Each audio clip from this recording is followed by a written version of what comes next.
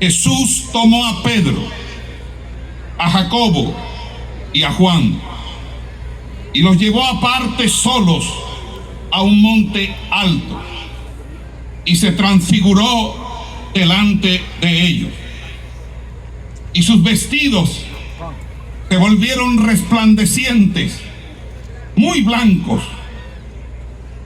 como la nieve, tanto que ningún lavador en la tierra los puede hacer tan blancos. Y les apareció Elías con Moisés, que hablaban con Jesús. Entonces Pedro dijo a Jesús: Maestro, bueno es para nosotros que estemos aquí y hagamos 3 enramadas, una para ti, otra para Moisés y otra para Elías. Porque no sabía lo que hablaba, pues estaban espantados. Entonces vino una nube que les hizo sombra, y desde la nube una voz que decía: Este es mi Hijo amado, a él oíd. Y luego, cuando miraron, no vieron más a nadie consigo, sino a Jesús solo. Padre que estás en los cielos, ¡Gloria a Dios! te bendecimos, Dios, en esta noche gloriosa, y pedimos la unción de tu Espíritu Santo, que tú nos acompañes en cada palabra, siendo acomodada lo espiritual a lo espiritual. Ministra conforme a tus riquezas en gloria. Trae un rema a este remanente. Levanta, Dios mío, los altares de cada uno de ellos, encendidos en el fuego de tu Santo Espíritu. Que esta palabra penetre y sea cual martillo que quebrante la piedra. Te pido, Dios, que tú obres de manera especial, y que en el nombre de Jesús de Nazaret tú hagas lo que debes hacer en esta noche. Amén y amén. Denle un fuerte aplauso al Señor.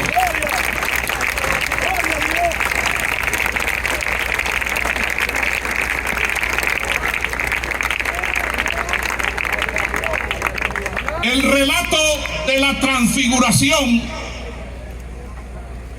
es uno de los pasajes más relevantes en los evangelios.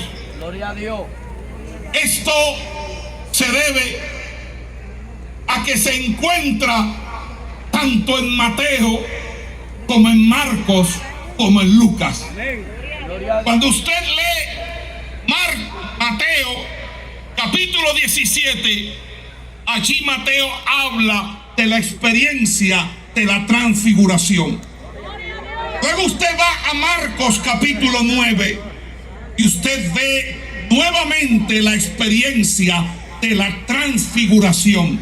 Luego va a Lucas capítulo 9 y ve también en ese pasaje el hecho y la anécdota de la transfiguración. Significa que en Mateo, Marcos y Lucas, lo que se llaman evangelios sinópticos, se encuentra esta historia que encuentra una significancia muy relevante y muy importante en nuestro tiempo. Aquí vemos nosotros cómo estos 3 evangelios, que se les llama sinópticos porque van acotejados, porque van aparejados, de tal manera que hay como una mirada sincrónica. Lo que dice Mateo muchas veces lo dice Lucas, lo que dice Lucas está en Marcos, y lo que está en Marcos lo dice Lucas. Es por eso que este es un triplete, significa un triple play, porque está en Mateo, en Marcos y Lucas. Y cuando un pasaje se encuentra allí, de esa manera registrado, distribuido, eso significa que aquí hay una tremenda revelación del Padre, del Hijo y del Espíritu Santo. Es un pasaje relevante porque nos habla primeramente de una experiencia que se dio en el secreto. Dice la Escritura que Jesús tomó a Pedro, a Jacobo y a Juan y los llevó aparte, solos, a un monte alto. Orar en el monte es una costumbre profética. Era algo habitual en los profetas del Antiguo Testamento. Aún los patriarcas iban al monte, al lugar alto, para así consagrar delante de Dios su vida en una vida de oración. Porque muchas veces la vida cotidiana, la vida habitual que nosotros vivimos en nuestras casas, no nos permiten buscar a Dios como Dios quiere ser buscado. Y por esa razón, los hombres que han sido escogidos para llamados proféticos, para llamados apostólicos, para llamados trascendentales, tienen que ir al monte, a las solas con Dios, para orar y para ser allí bendecidos con una palabra, un rema de Dios. Ir al monte no es para el carnal, no es para el tibio, no es para el que no has definido su identidad ministerial en Cristo Jesús. Es para aquellos que están comprometidos y que viven bajo el celo de la casa de Jehová, que los consume. ¿Qué significa? Por lo tanto, ir al monte. Ir al monte significa ir al lugar alto.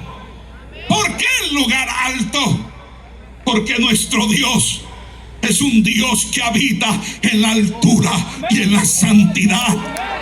Él es el alto y sublime. Él es quien ha anunciado a los pastores.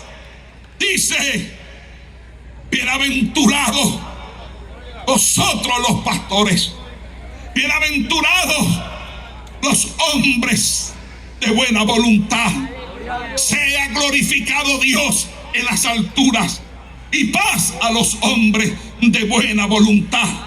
Eso fue lo que los ángeles le dijeron a los pastores en la noche del nacimiento. Amados hermanos, Dios está en la altura, porque eso representa su magnificencia, su poder, su soberanía.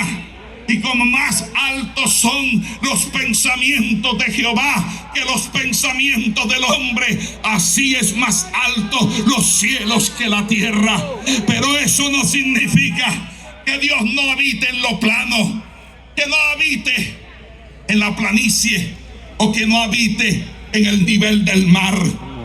Lo que quiere decir es que Dios es trascendente, que Dios es supremo y que Él desde esa altura tiene posición dominante. Él lo ve todo, Él lo escudriña todo, Él lo revela todo. No hay nada que se le pueda escapar.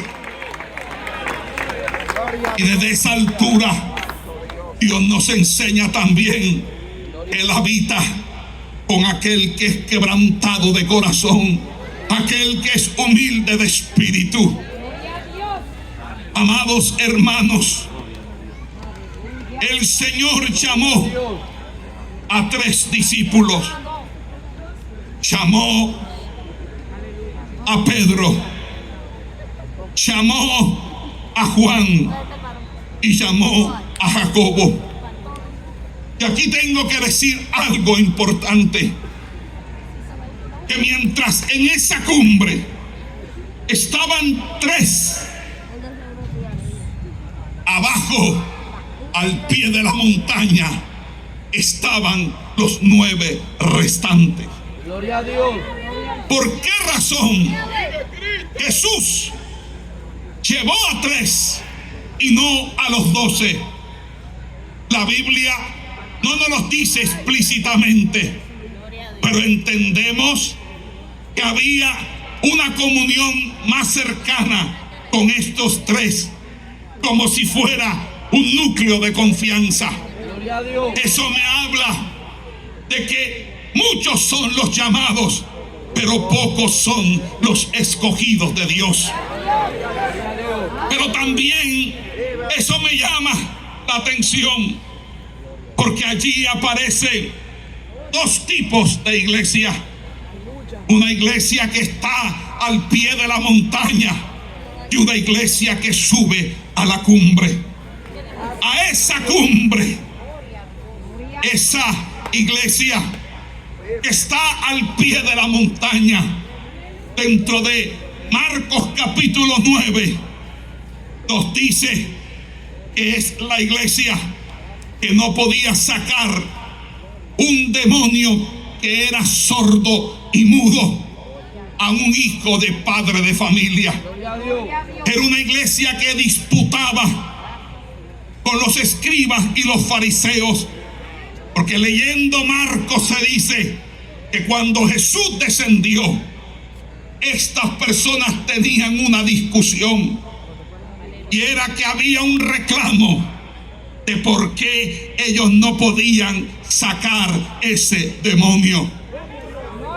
Y allí vemos un tipo de iglesia actual, una iglesia carente de poder, una iglesia carente de autoridad, una iglesia que no representa de manera digna los valores del reino, ni mucho menos tiene el poder y la autoridad para prevalecer contra las huestes espirituales de maldad en las regiones celestes. Una iglesia apátrida, una iglesia que no puede.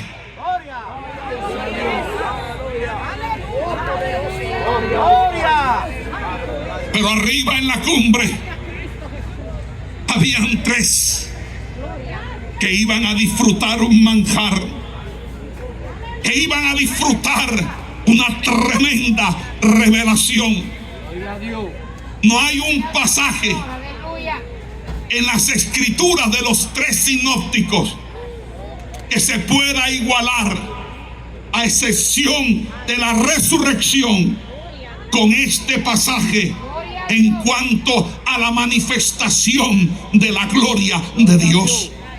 Debido a que 30 años después, el apóstol Pedro, ya anciano, hace un recordatorio de lo que pudo ser para él esa experiencia.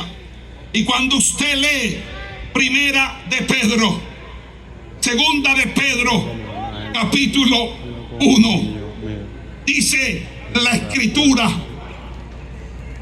que él había sido llamado, a un llamamiento santo. Pero en Segunda de Pedro él dice: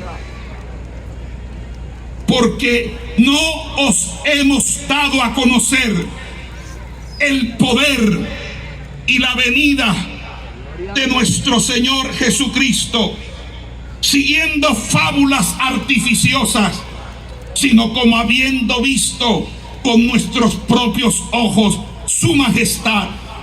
Pues cuando él recibió de Dios Padre honra y gloria, le fue enviada desde la magnífica gloria una voz que decía: este es mi Hijo amado, en el cual tengo complacencia. Y nosotros oímos esta voz enviada del cielo cuando estábamos con él en el Monte Santo. Es la voz que escuchó Pedro, que lo impartió, que le dio vida, y aún 30 años todavía la recuerda. Cuando usted tiene este tipo de experiencias, podrán pasar años, pero usted será marcado con esta experiencia de intimación, de cercanía, algo que lo define a usted en su ministerio. Pero para poder vivir experiencias como esta, se necesita ir a la cumbre del monte. Hoy vengo a traer un mensaje profético para la República Dominicana. Es el tiempo que subas al monte. Es el tiempo que vayas y veas la transfiguración del Cristo de la gloria. Porque vendrán tiempos ahora difíciles, tiempos de persecución, tiempos de angustia. Pero yo me moveré en este pueblo con poder y gloria, de tal manera que haré rugir a los leones y haré hacer de esta nación una nación devota, una nación consagrada al Dios vivo. Esta pelea que se tiene en lo cultural, en aquello que quiere subvertir los valores de nuestra sociedad, que quiere hacer difícil la crianza de nuestros hijos, que se opone a los preceptos bíblicos, que se inmiscuye en la identidad, en la sexualidad, esto que se llama progresismo, esto que se llama filosofía woke, y que es respaldada por los gobiernos, por las naciones, por la Organización de las Naciones Unidas, por muchos presidentes que llegan al poder y no tienen temor de Jehová, que han perdido el temor del Señor. Pero aquí, como en Colombia, existe un pueblo que no se ha arrodillado ante Baal. Un pueblo que sabe que esta lucha no es contra carne ni sangre, sino contra principados, potestades, gobernadores de las tinieblas, huestes espirituales de maldad en las regiones celestes.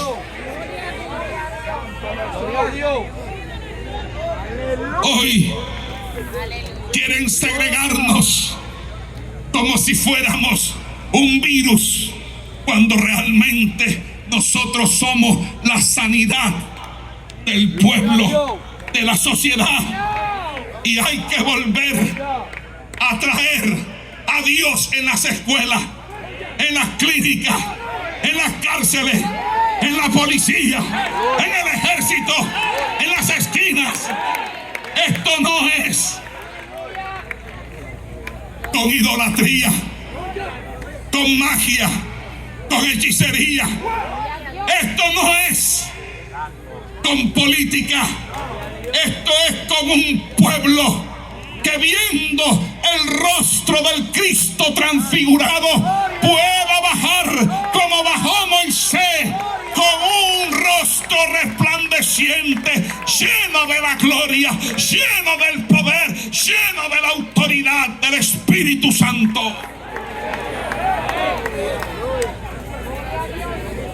Amados hermanos, ese remanente que subió eran 3. Pero si usted va al relato de Lucas, Lucas dice que los 3 estaban dormidos mientras Jesús estaba orando en el monte de la transfiguración. No solo podemos observar verdaderamente la gloria de Cristo manifestada a sus 3 discípulos, sino también la decadencia espiritual de la iglesia. Hoy hay una iglesia que, aún estando en la cumbre, está dormida. ¿Por qué digo esto? Porque Lucas dice que ellos estaban adormitados. Y parece ser que Pedro es quien se levanta y se da cuenta que mientras Jesús está orando, su rostro empieza a cambiar. Mateo dice que se coloca su rostro como el sol. Marcos dice que sus vestiduras empezaron a colocarse resplandecientes, refulgentes, de tal manera que ningún lavador podía tener un blanco como el blanco que se desprendía de la luminosidad, del poder y de la gloria del Cristo que se encontraba en ese monte.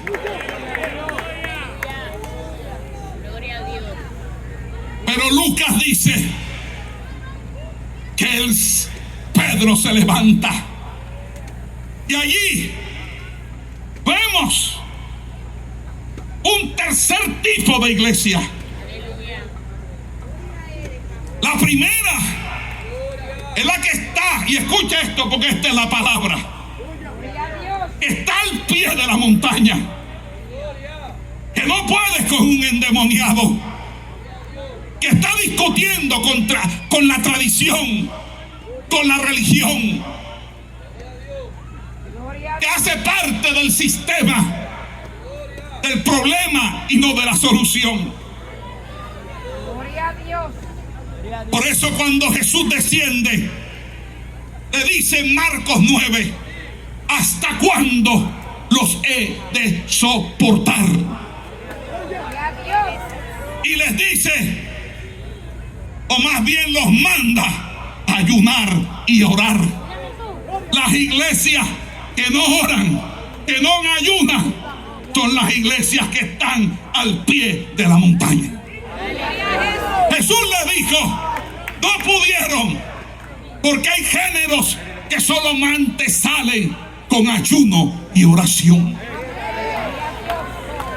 Pero hay un segundo tipo de iglesia. Pero ese segundo tipo de iglesia, cuando está en la cumbre, parece que se siente plácida, porque como que tiene reconocimiento, como que tiene poder, pero lo que hace es dormir. Y hay una tercera, que es cuando Pedro se acerca a ver lo que está ocurriendo. Y cuando Pedro ve que Jesús es transfigurado y que está Elías y Moisés, ¿sabe con qué sale Pedro? Con una tontería. Marcos dice que él no sabía lo que decía porque estaba espantado. Lucas dice que él no sabía lo que hablaba.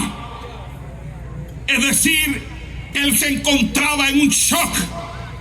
Estaba estupefacto, anonadado, circunspecto. No sabía qué decir y dijo cualquier barrabasada. Dizque unas 3 enramadas para que no les cayera el sol. Hay una iglesia que está gozando de la transfiguración. Y voy a decir esto con toda la autoridad del Espíritu Santo.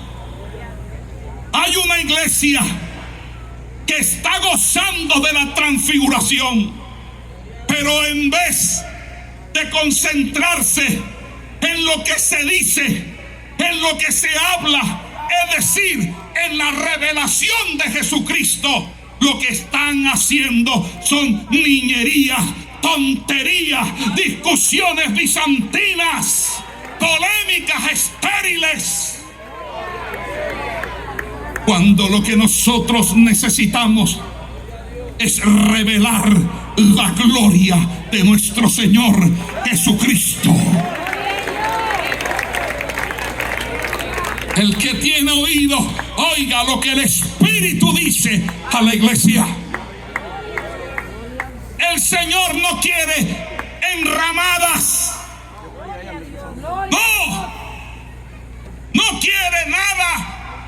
hombre, Dios quiere que tú oigas la voz del cielo. Por eso 30 años después, ya con un ministerio maduro, puede Pedro hacer una reflexión correcta de lo sucedido. Yo oí la voz del cielo que dijo: este es mi hijo amado. Volvámonos a un mensaje de santidad, de obediencia, pero cristocéntrico.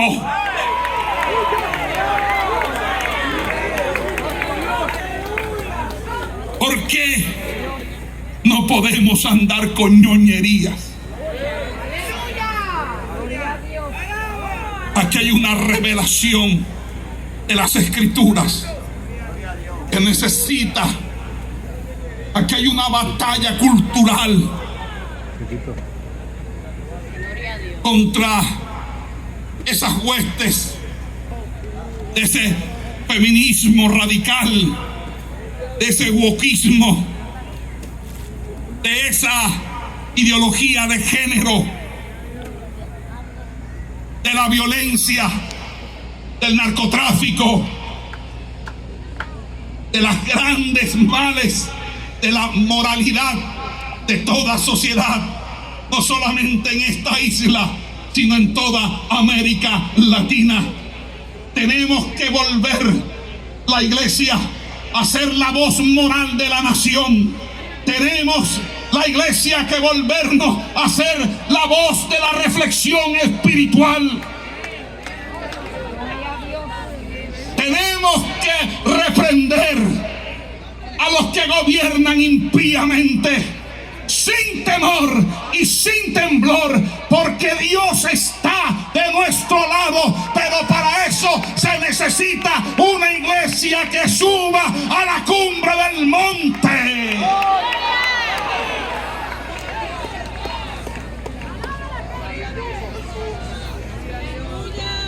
Gloria al Señor. ¡Alabanza! Sobre este particular,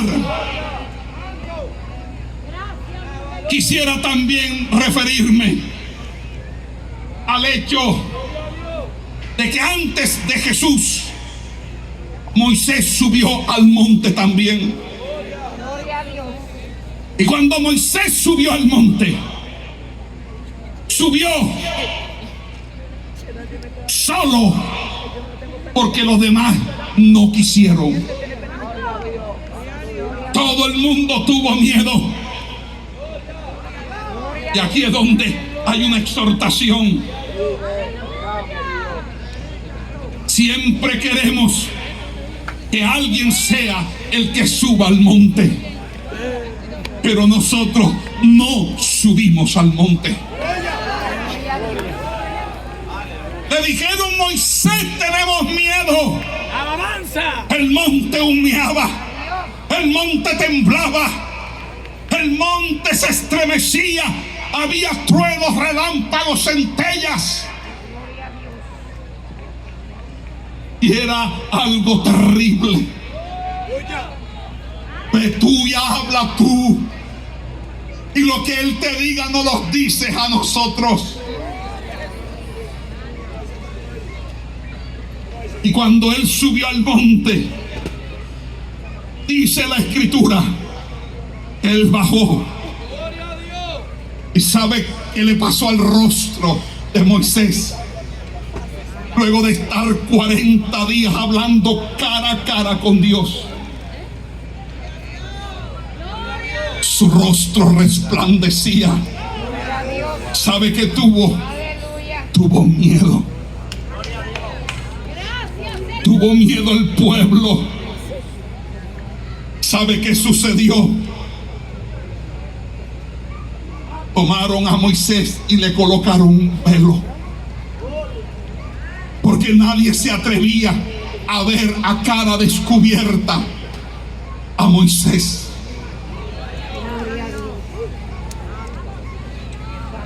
Hoy debo decir que así como Moisés Se le tiene un velo por aquellos que quedaron rezagados en el Antiguo Testamento, es decir, los judíos. Hoy la tradición evangélica, y cuando yo hable de tradición, hablo de todo aquello que se enseña y que no tiene fundamento en la Biblia, que no tiene fundamento en las Escrituras.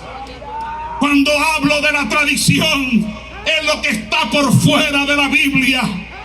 Hablo de la doctrina de los hombres, la doctrina de la prosperidad, la doctrina del liberalismo, la doctrina de la mundanalidad, la doctrina del pecado en contubernio.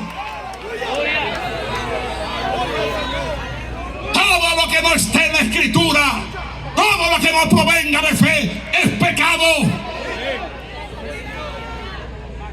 A esa tradición le pasa lo mismo. Tienen a Cristo con un velo. ¿Por qué? ¿Por qué?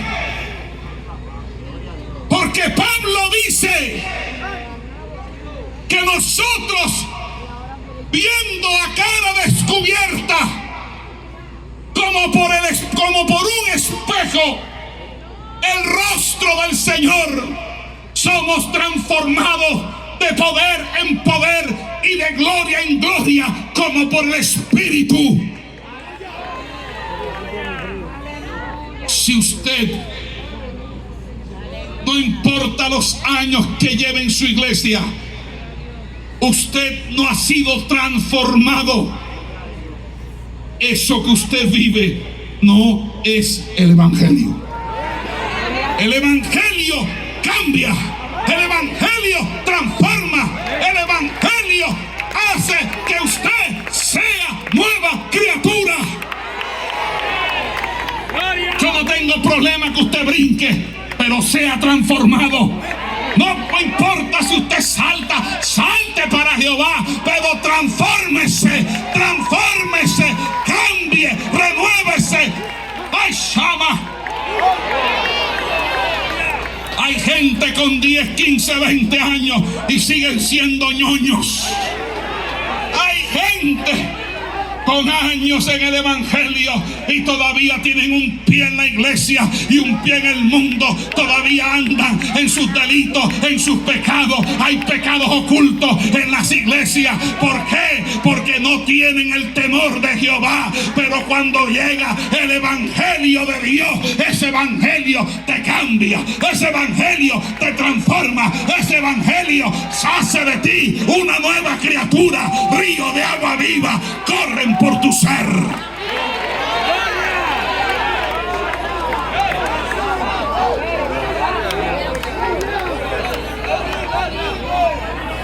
Si tú vas al monte de la transfiguración y Cristo se te revela, es para que tú cambies.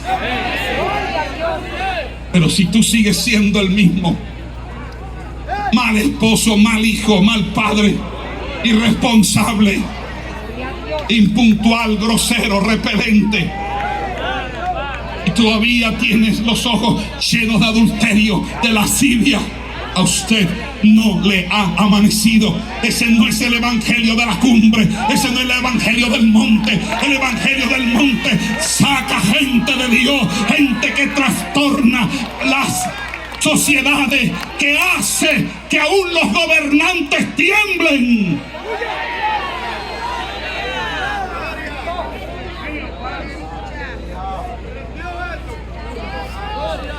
Vengo a decir lo siguiente. Fui al monte durante 7 días sin probar comida para que Dios me diera esta palabra. Y el Señor me dijo: dile a mi pueblo, al remanente, lo siguiente: llega para ustedes un tiempo muy difícil para esta sociedad y para esta nación. Pero Él lo provocó, lo permitió, porque va a purificar a sus santos escogidos y va a sacar un remanente que estará yéndose a las montañas, que estará yéndose a las alturas. No probarán comida, no tomarán agua, pero cuando desciendan vendrán a poder